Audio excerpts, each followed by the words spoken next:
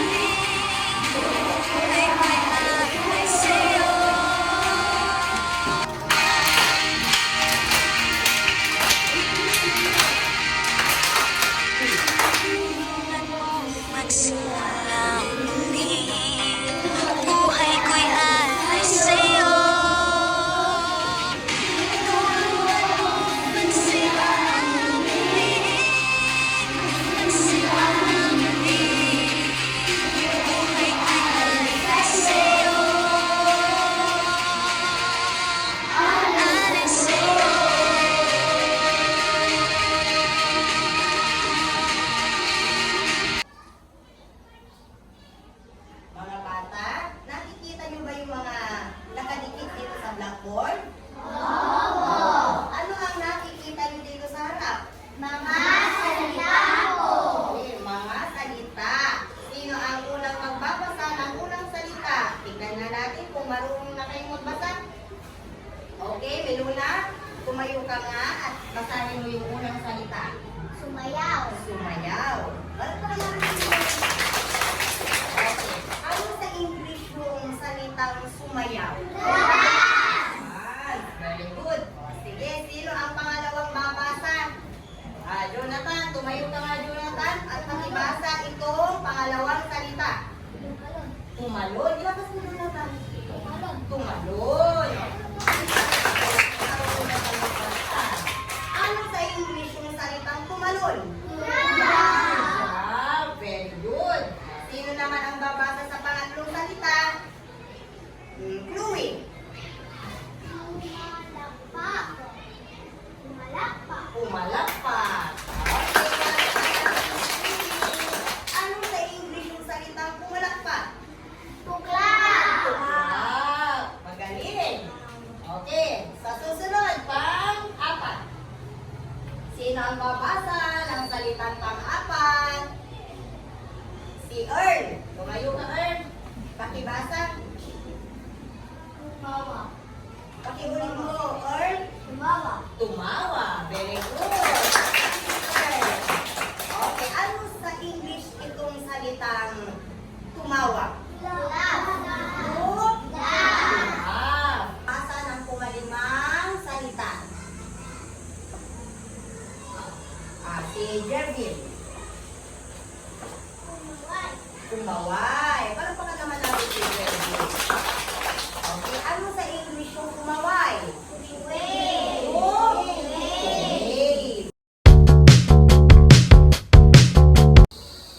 Mga bata, natatandaan niyo pa pinag-aralan natin kahapon? Sige nga, tignan ko nga kung sino ang nakakaalala ng pinag-aralan natin kahapon. Sige nga, Miluna. Madam, ang pinag-aralan natin kahapon ay ang mga salitang naglalarawan. Okay, magaling. Palakpakan naman natin si Miluna. Ang pinag-aralan natin kahapon ay, ulitin mo nga. Okay, very good. Ang pinag-aralan natin kahapon ay mga salitang naglalarawan. Magbigay nga ng halimbawa ng mga salitang naglalarawan at gamitin ito sa pangungusap. Ulitin ko ha, magbigay ng halimbawa ng mga salitang naglalarawan at gamitin ito sa pangungusap. Sige, sino ang magkakapagbigay? Okay, Bien, tumayo ka na anak ko at sabihin mo o magbigay ka ng salitang naglalarawan.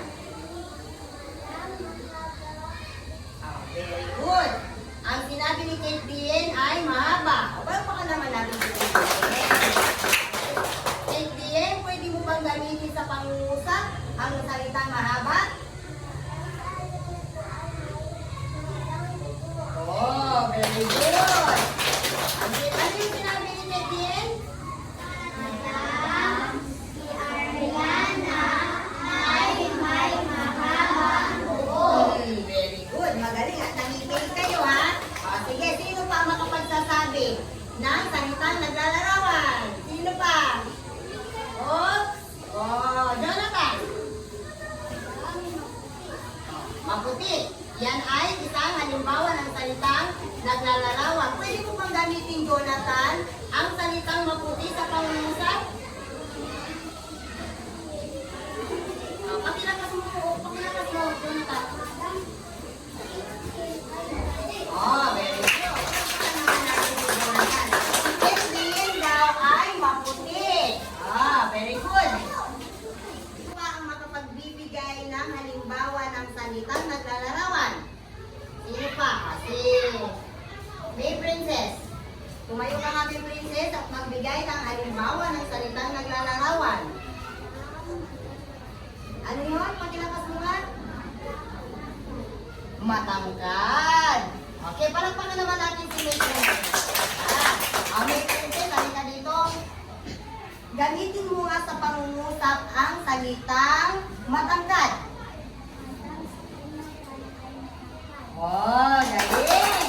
Anong sinabi ni May Princess? Madam, si Jonathan ay matangkad. Very good. Lahat kayo ay nakikinig, ano? Sige, magbigay pa ng isa. Isa pa. Na salitang naglalarawan. Jervin. Mabait. Halika nga dito, Jervin.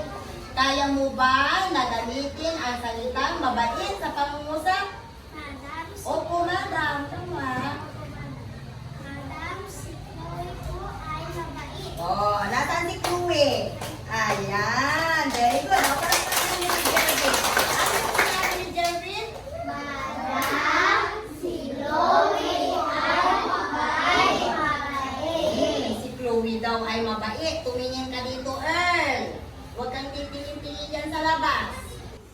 Mga bata, gusto niyo bang sumayaw? Opo, madam. Sige, kung talagang gusto niyo sumayaw, mayroon akong inihandang aktibidad para sa inyong lahat. Tinatawag natin itong Kilos Freeze Activity. Habang nagpapatugtog ako ng masayang awitin, kayo ay sasayaw at gagalaw. Naintindihan niyo ba?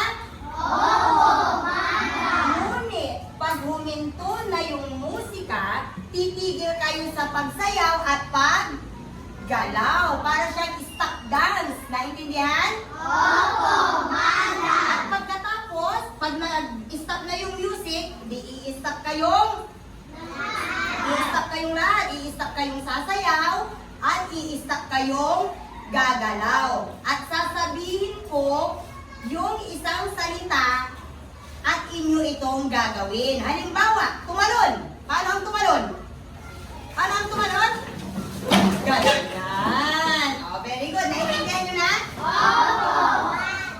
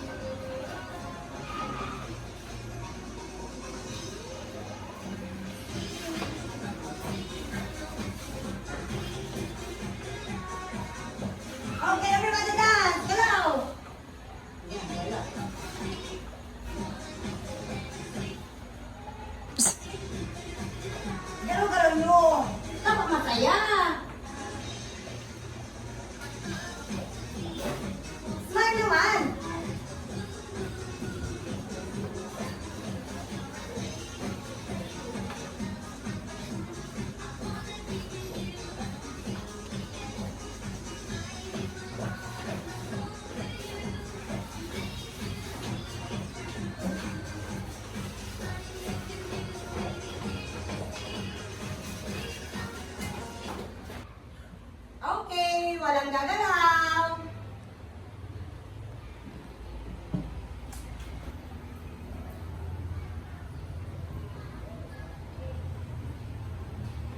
Talon.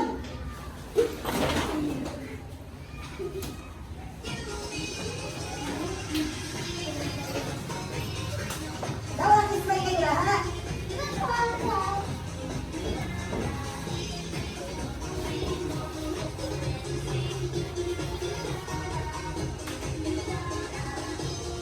Hop, walang gagalaw. Umalakpat.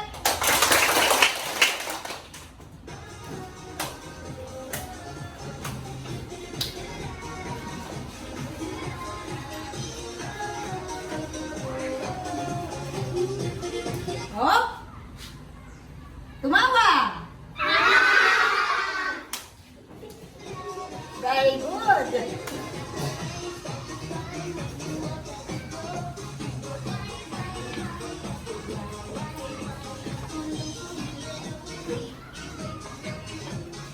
Oh, walang gagalaw. Kumaway. Tingin doon.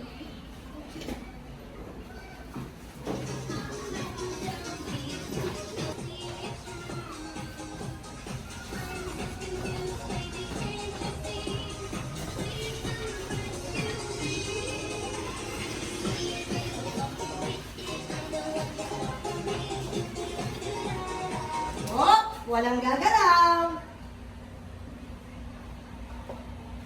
Sumayaw.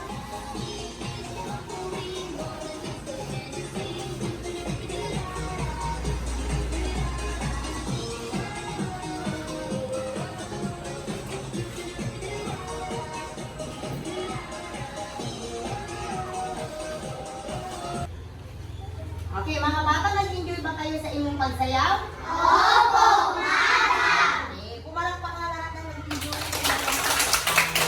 Smile nga, pati nga smile. Masaya ba kayo talaga? Sa inyong pagsayaw kanina? Opo! O sige, pagkatapos ng musika, nung pina-stop ko yung music, ano ang mga pinagawa ko sa inyo? Ay, taas ang kamay, huwag sasagot dyan sa upuan. Itaas ang kamay at tumayo. Si Jervin. Tumalon. Very good. Baka naman si Jervin. Halika, tuturuan kita, Jervin, tumayo ka. Madam, kami po ay tumalon. Ayan, palakpakan ulit ni Jervin. Okay, sino pa ang magbibigay ng kung ano yung pinagawa ko sa inyo kanina? Pearl, tumayo ka nga na ako at sabihin mo kung ano yung pinagawa ko sa inyo kanina nung in-stop ko yung music. Ayan, baka naman natin. Ayan, tumayaw. Yung, ay kanina, ang sinabi ni Jervin ay, ano yung sinabi ni Jervin kanina? Ayun. Tapos, ang sinabi ni Earl ay, ano pa yung mga pinagawa ko sa inyo kanina? Magtaas ng kamay.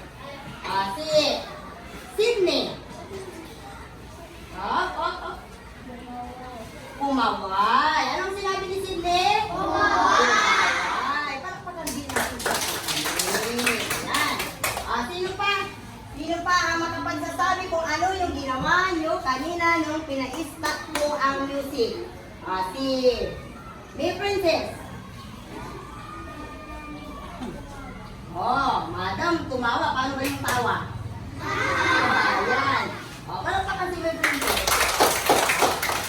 Ano ba yung ginawa natin kanina? Ano yung pinagawa ko sa inyo? Si Ariana. Bumalakpak. Palakpakan natin si Ariana. Okay. Okay, basahin nyo nga muna ito na Sumayaw! Tumalon! Palakpak.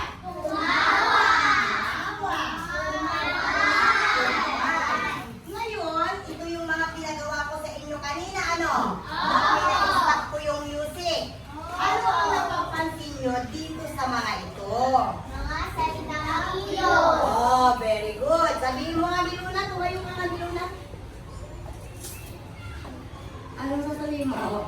Madam, Madam, ang napapansin ko po ang napapansin ko po sa mga salita mga salita ay ay nagpapakita makita ng salitang kilos. nagpapakita ng Salitang kilos at galaw. galaw. Very good. Ano ang napapakita natin si Miluna? Nakikinig kayo. Ano ang sinabi ni Miluna? Ano ang napapansin niyo dito sa mga salita na nasa harap? Mga salita. Ano yung sinabi ni Miluna kanina?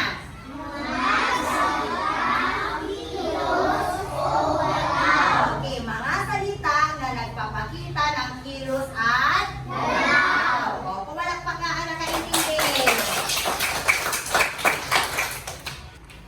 Ilang salita ang ginawa natin kanina nung nag-stop dance tayo? Ilan? Ilan?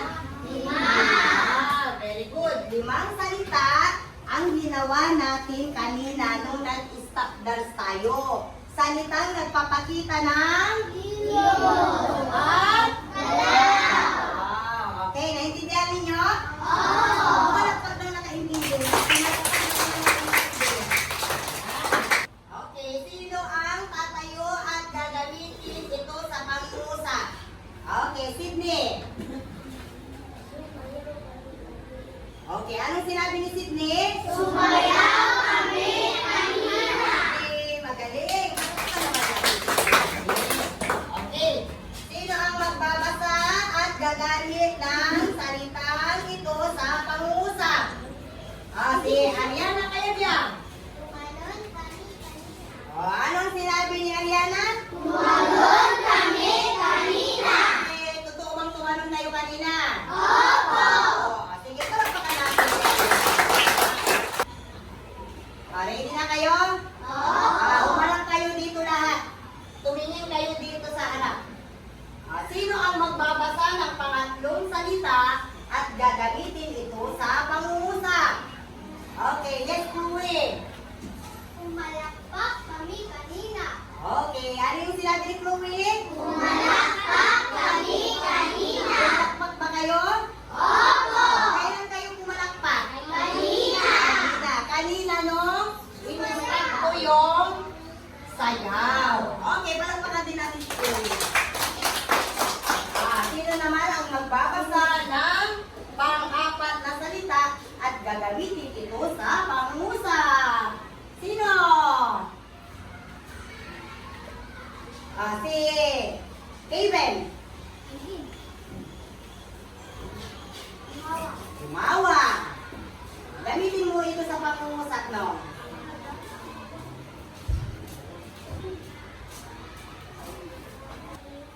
Ayan. Anong sinabi ni Kevin? Tumawa kami kanina. Okay, very good. At ito naman si Kevin. Sige, sino ang magbabasa ng last na salita at gagamitin ito sa pangungusap? Patingin yung mga hindi pa sumasagot. Sinong hindi pa nagsasalita dyan? Okay, si James Almar. Pakibasa mo ito, James Almar. Tumaway. Tama ba?